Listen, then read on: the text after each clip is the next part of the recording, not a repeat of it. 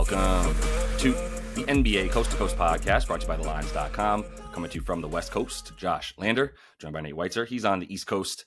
We've got some best bets here to kick off the work week. Big old slate, 12 games in the NBA here to kick us off. So we're going to be looking at some sides and totals in this one. Also have player props up in a separate episode. So make sure to subscribe to that page and continue to follow along with us all season. 2-2 and 2-2 everywhere around on Friday there, Nate. So let's get a little bit over 500 here in these best bets and kick it off with your first look for Monday. Yeah, I'll take the Magic -1 and now maybe -1.5 at some books. As you know, people are kind of wondering why aren't they laying points here? I mean, granted they struggled for a while, but they got the band back. Franz and Paolo, most importantly, maybe even Goga tonight, who's been out for a while, and we have talked about Goga Bitadze somehow being one of the most important pieces to this Orlando team, certainly in how they defend and certainly in how you'll defend against this Miami team. Maybe Suggs doesn't go, which, you know, would concern you a little bit, but I think this is more about the Miami Heat. I mean, who is Miami to not be laying points? I don't care where they're playing. I do care who they're playing because, you know, congrats. You got to win against Brooklyn. That's an auto. You did give up 29 points off turnovers. You do continue Eric Spoelstra to just flail with your lineups, throwing spaghetti at the wall, just trying to figure out something that might work. And I mean, he's obviously put in a terrible spot here in terms of the vibes and the chemistry with Jimmy now back in the lineup, not wanting to be there, trying to actively sabotage the team. They are 2-5 with a 120 defensive rating, their last 7 when he has played. They've been out-rebounded or tied in the rebounding battle every loss, and now you're facing Orlando, which, you know, will pound you down there.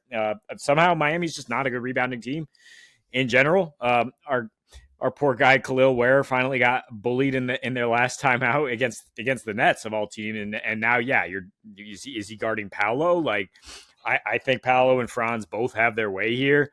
Not to mention Miami had to shoot 46% from 3 to beat the Nets. Like they had been shooting 34% the previous few.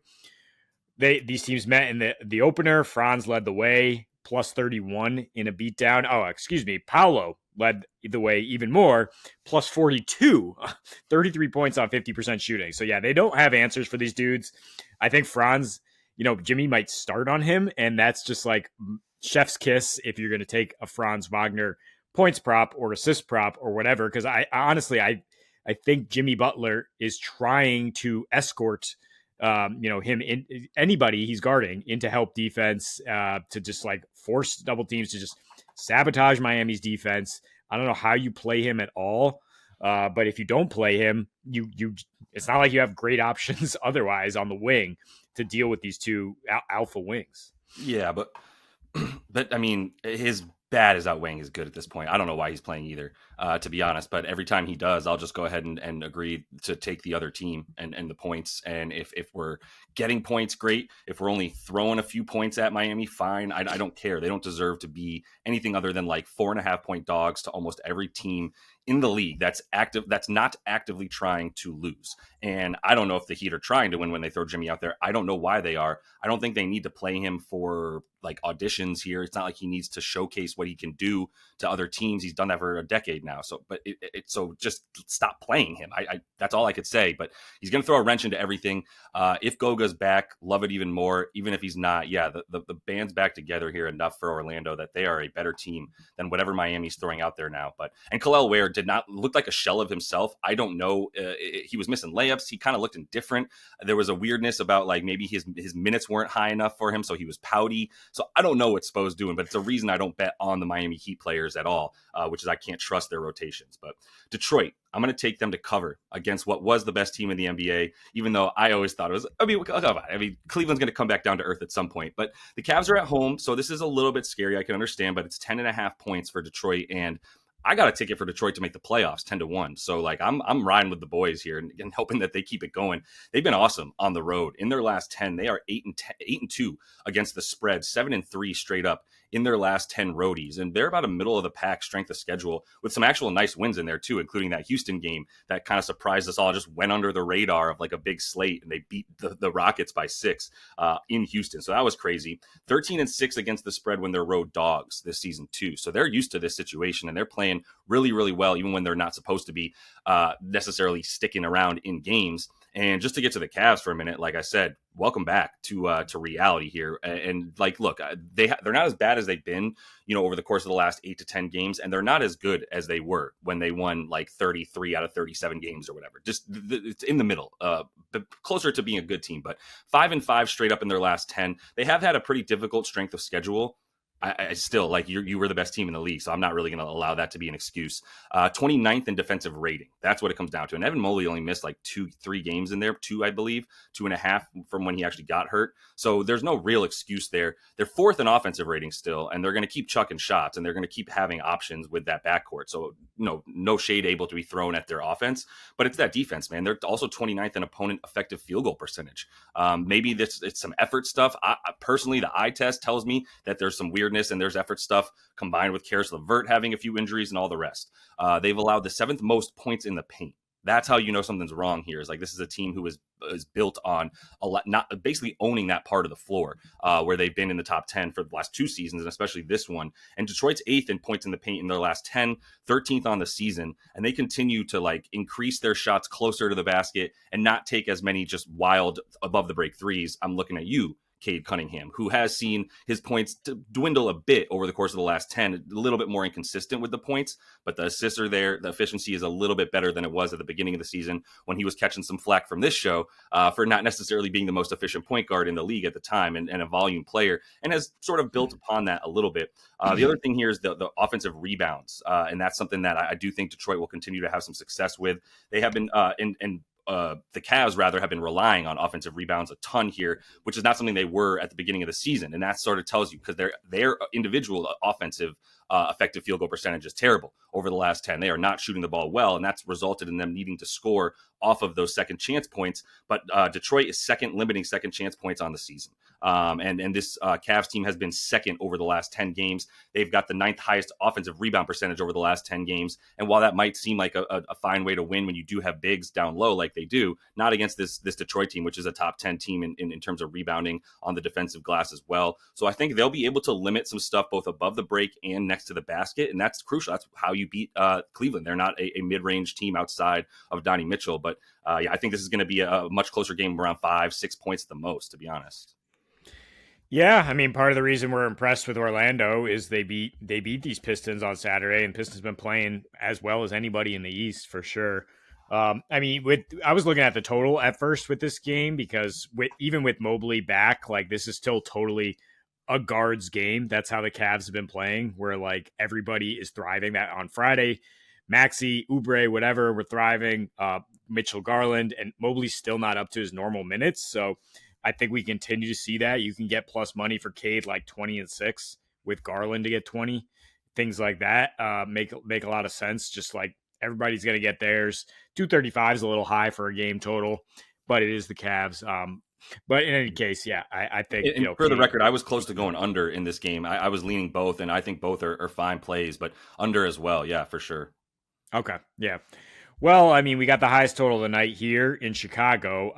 If you don't like parlays, you could probably just take the Nuggets -9, call it a day. But I took the alt line down to like -5.5 with Jokic 45 PRA, and that gets you even money. I also sprinkled in some Mavs alt line. Again, they host the Wizards. They're -12. I think they win by 10 plus. I mean, moving that down just a little bit, and then you're in plus money with this. But as far as Denver, like they started this road trip getting smacked in Minnesota. Now they bounce back. This is what they do. Last 4 after a loss, they are plus 17 net. Jokic last 6 after a loss, averaging 54 PRA with some monster lines, and there's just not going to be any resistance here. I mean, Chicago's just horrific, allowing paint points, second chance points. Might not be trying to win anymore, which we've highlighted. Like they have a top 6 protected pick. Kobe White is out. They're 2-8 straight up their last 10 wins over Washington, which could out tank anybody. and then the Clippers, who are on a back-to-back and continue to just like pull the plug on back-to-backs. Last 10 overall, Bulls are 24th in offense, 25th in net. Nuggets are second in both. How are the Bulls supposed to keep pace with a 247.5 total at this point? With the Nuggets team total is 130.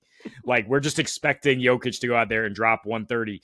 How are you telling me this Bulls team is going to keep pace if you can't just like have an incredible outlier game from three? And they are going to give up 130 because the way they defend teams is like, we're going to give up threes. We're going to hope for a miss because we can't defend the paint. Denver's tied for the lowest amount of 3 points percentage attempted in their last 10. Like, they're just like, no, we're the one team who's we're going to make you guard down low. We're going to give the ball to Jokic on the block.